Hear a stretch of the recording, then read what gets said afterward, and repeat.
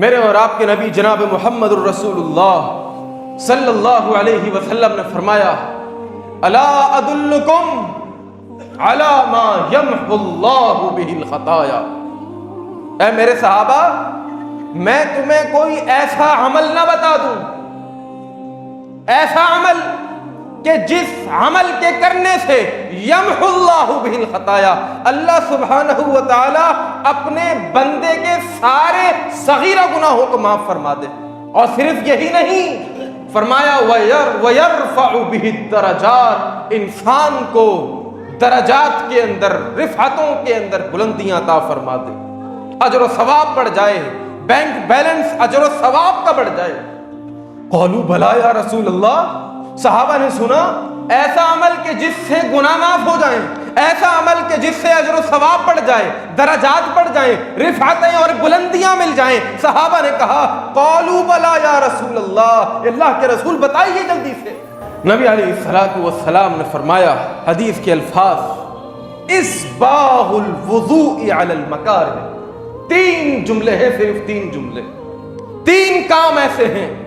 تین عمل ایسے ہیں، اگر کوئی انسان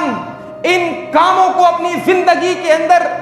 سختی کے ساتھ ان کے اوپر عمل کرنا شروع کر دے تو سب سے پہلا فائدہ یہ ہوتا ہے کہ انسان کے صغیرہ گناہ معاف ہوتے ہیں، اور دوسرا فائدہ یہ ہوتا ہے اجر و ثواب بڑھتا ہے۔ پہلا کام اسباغ الوضوء علی المکارہ، سردی کے موسم کے اندر جب وضو کرنا، ٹھنڈا ٹھنڈا پانی لگ رہا ہو اور اندر سے ایک کراہت ہو رہی ہے، ہاتھ کبھی آگے دیتا ہے تو کبھی پیچھے کرتا ہے، سردی کے موسم کے اندر فجر کی نماز کے لیے اٹھتا ہے، اور اس وقت یہ بندہ مومن جرت کے ساتھ،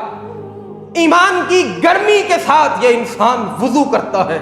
اسباغ الوضوء علی المکارہ، اللہ فرماتا ہے میرے بندے تو نے یہ عمل کیا ہے نا، یہ کوئی معمولی کام نہیں کیا، اس عمل کی برکت سے اللہ فرماتا ہے میرے بندے تیرے صغیرہ گناہوں کو معاف کروں گا میں۔ ابھی نماز نہیں پڑھی،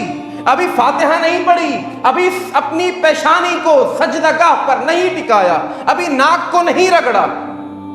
نہ رکوع کیا، نہ سجدہ کیا، نہ قیام کیا، نہ تشہد کیا، صرف وضو کیا ہے، اور وضو بھی کوئی تو چل میں آیا والا نہیں،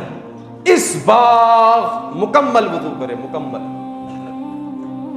اللہ اکبر۔ دوسرا کام وَكَثْرَةُ الْخُطَىٰ إِلَى الْمَسَاجِدِ، مسجد کی طرف بار بار جاتا ہے، بار بار مسجد کے ساتھ دل لگا ہوا ہے۔